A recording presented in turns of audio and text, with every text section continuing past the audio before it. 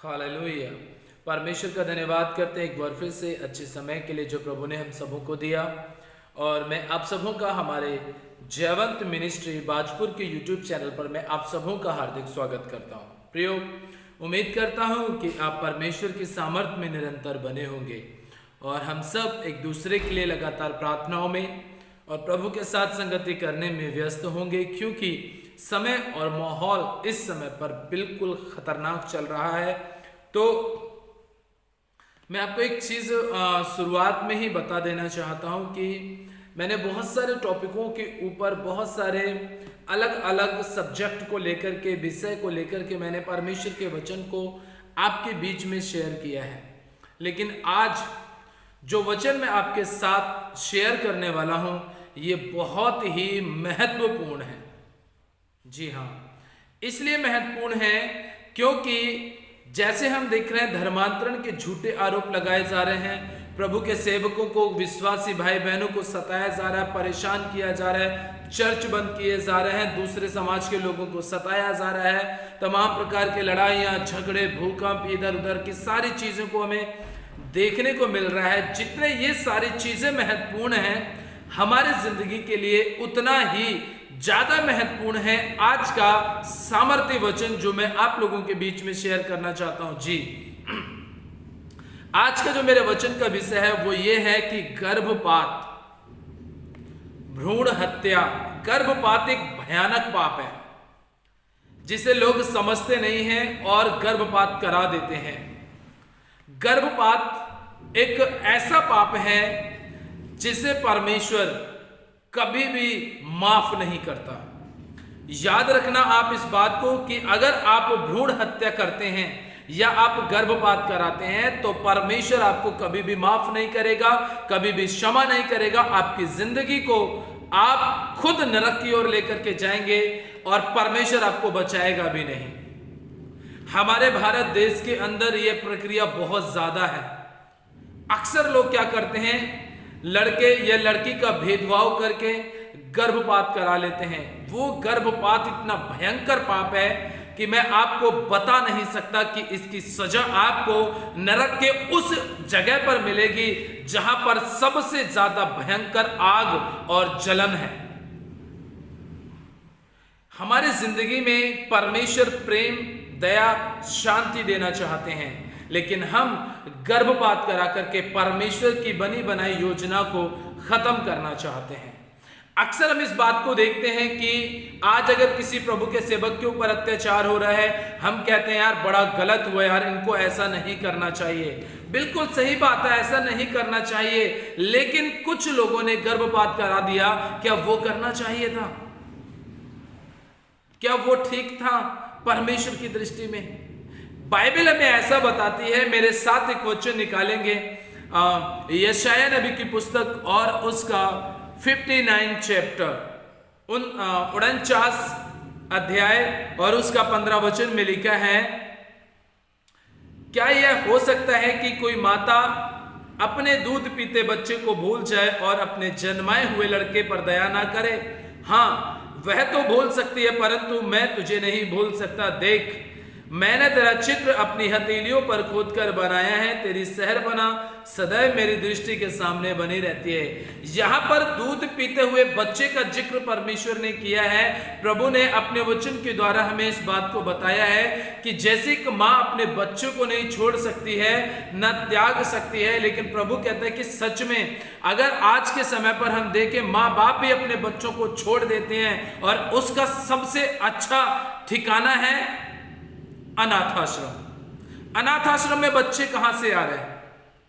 अनाथ आश्रम में बच्चियां कहां से पल रही हैं? बच्चे क्यों गोद ले लेते हैं लोग? इसीलिए ले लेते हैं क्योंकि वो उनके ऊपर तरस खाना नहीं चाहते। अरे परमेश्वर ने सबसे खूबसूरत गिफ्ट बच्चों के रूप में हम मनुष्य को दिया है, लेकिन हम फिर भी उसे लेना नहीं चाहते हैं। बाइबल हमें ऐसा बताती है, यहां पर इस तरीके से लिखा हुआ है। लेकिन एक वचन और मैं आप सबों के लिए पढ़ना चाहूंगा और मैं बताना चाहूंगा।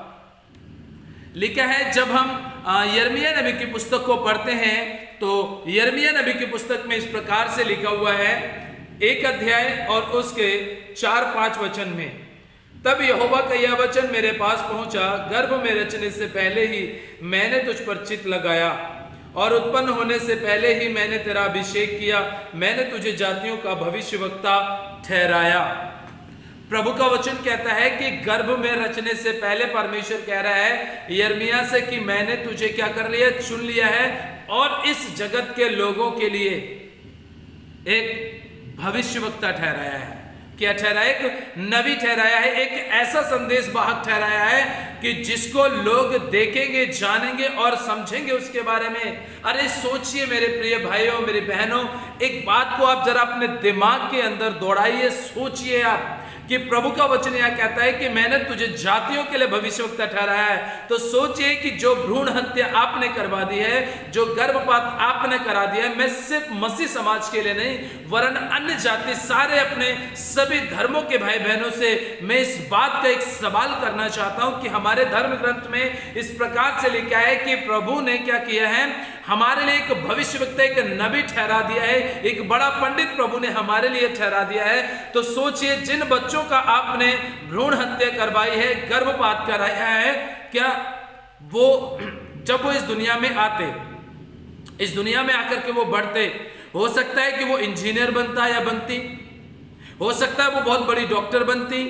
अक्सर लड़कों का भ्रूण हत्या नहीं कराते हैं, लड़कियों के लिए कराते हैं। हो सकता है कि आपकी लड़की जिसको आपने गर्भपात करा दिया, भ्रूण हत्या करा के उसको जान से मरवा दिया है, वो हो सकता है इस दुनिया में आने के बाद में एक बड़ी जज बन जाती, एक बहुत बड़ी जानी पहचानी वकील बन जाती।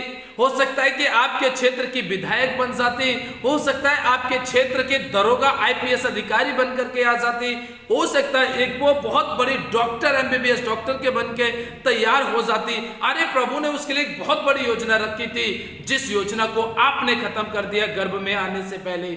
आपने उस योजना को खत्म कर दिया इस दुनिया में आने से ही पहले।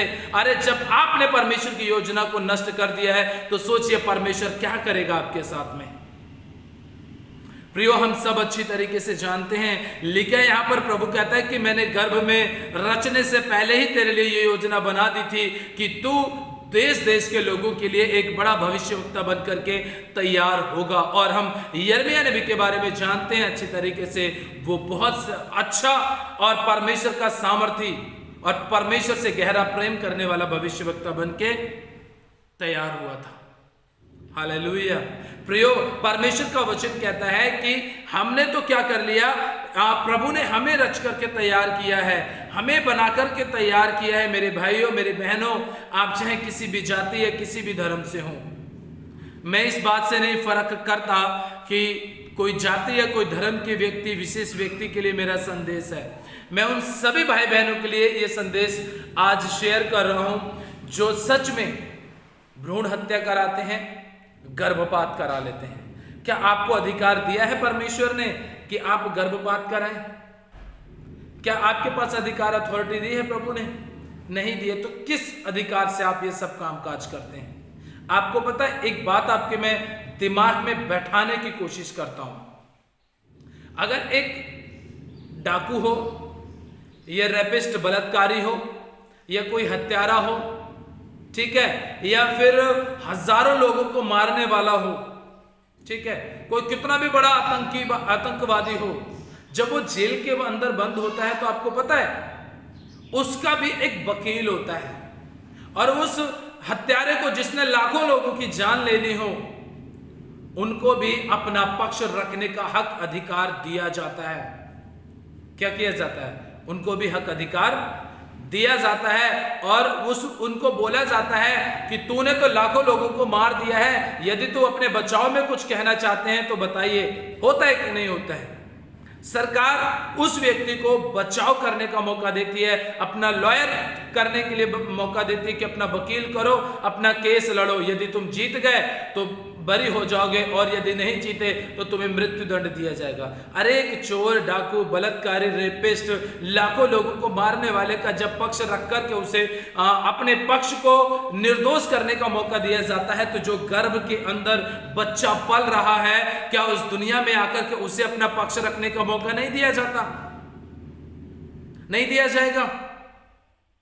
हम इतने बड़े बड़े चोर डाकुओं के साथ में तो न्याय कर रहे हैं, लेकिन जो गर्भ के अंदर परमेश्वर ने अपने बच्चे की आशीष दी है, हम उसको इस दुनिया में आने से पहले ही खत्म कर दे रहे हैं, नष्ट कर दे रहे हैं, उसे तबाह कर दे रहे हैं।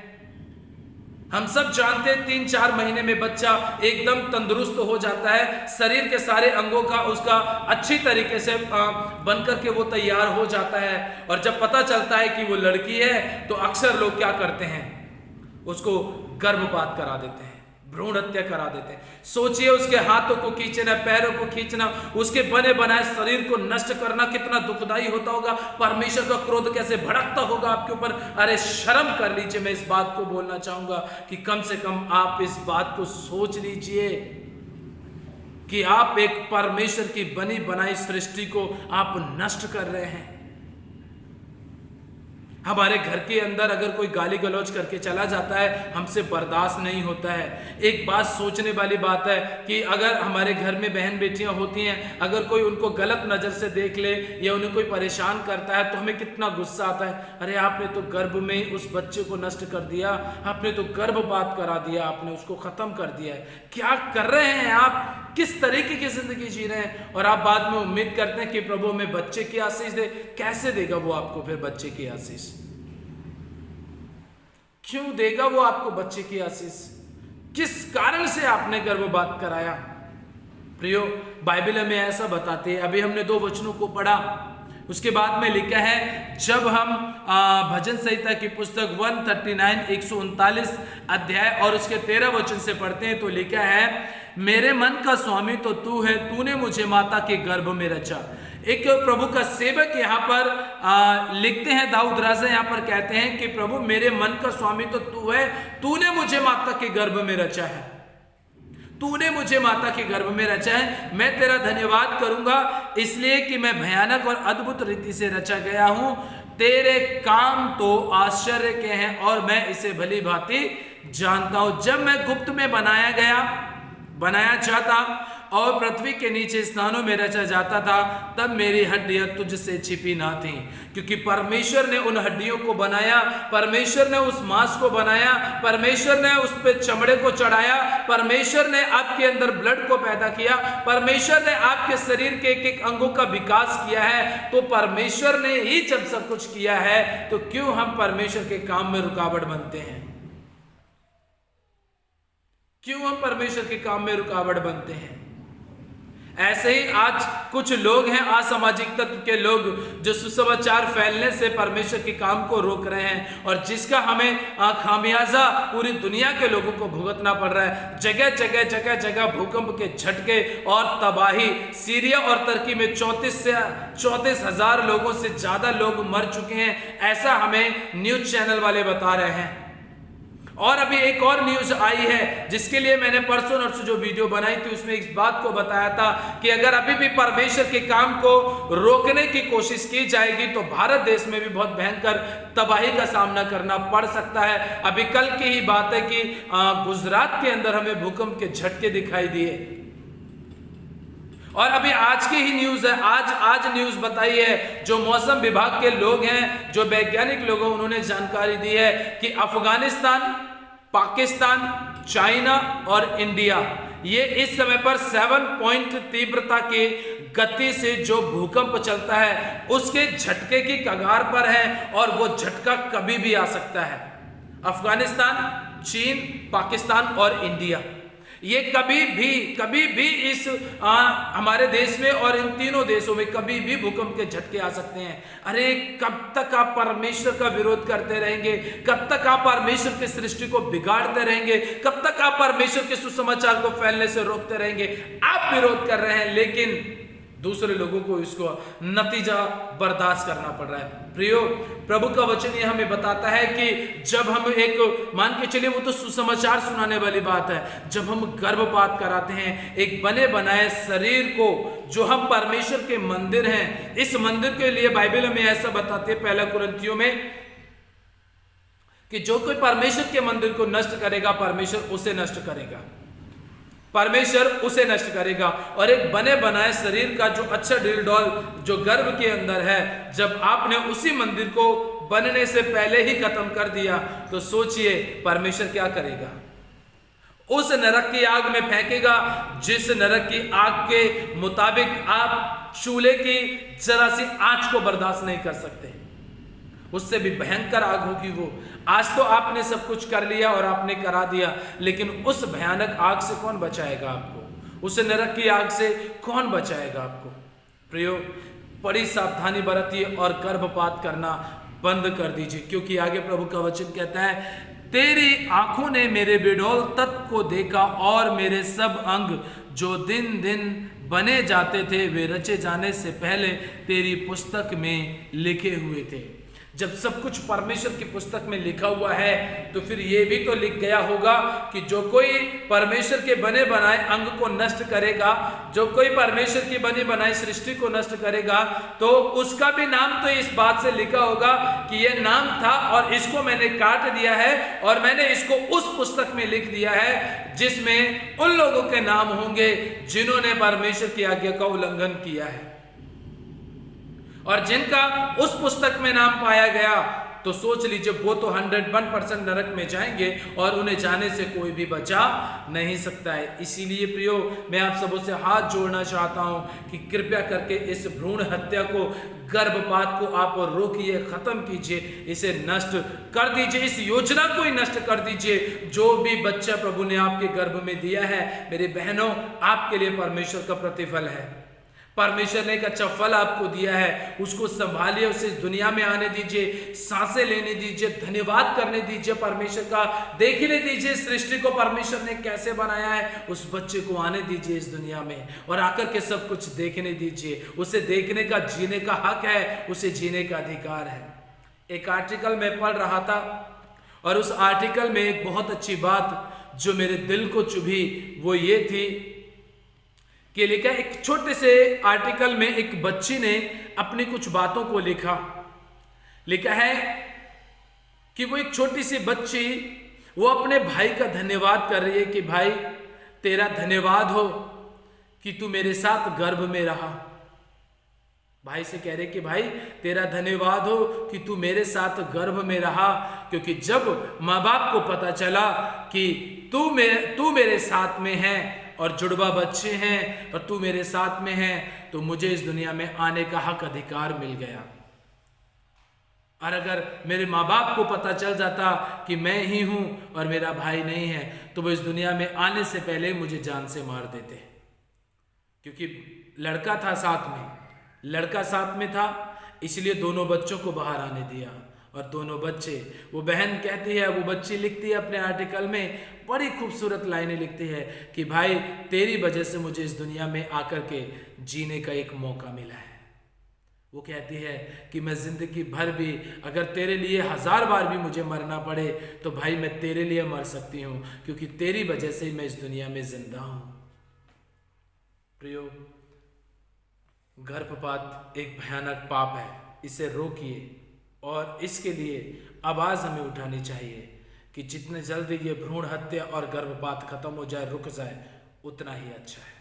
इसलिए बाइबल हमें ऐसा बताती है, हम सब लोग परमेश्वर की दृष्टि में बनाए गए हैं। प्रभु ने हमें गर्भ में रचा है, प्रभु ने हमें बनाया है, इसलिए हम इसके साथ में चलें और परमेश्वर की मर्जी को पूरा करें। आज के वचन के द्वारा परमेश्वर आप सबों को बहुत आशीष दे। यदि यह मैसेज आपको अच्छा लगा है तो अपने लोगों तक इस मैसेज को जरूर शेयर करें, उन्हें भी बताएं, ताकि वो भी जान सके, उनकी आंखें खुल सकें और वो इस भयानक पाप को करने से बच सके। परमेश्वर आप सबों को बहुत आशीष दे।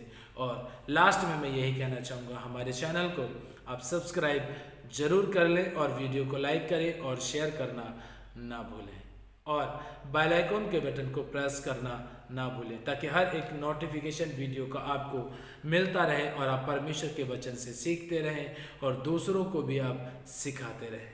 प्रभु आप सबों को बहुत आशीष दें। सभी को जय मसीह की।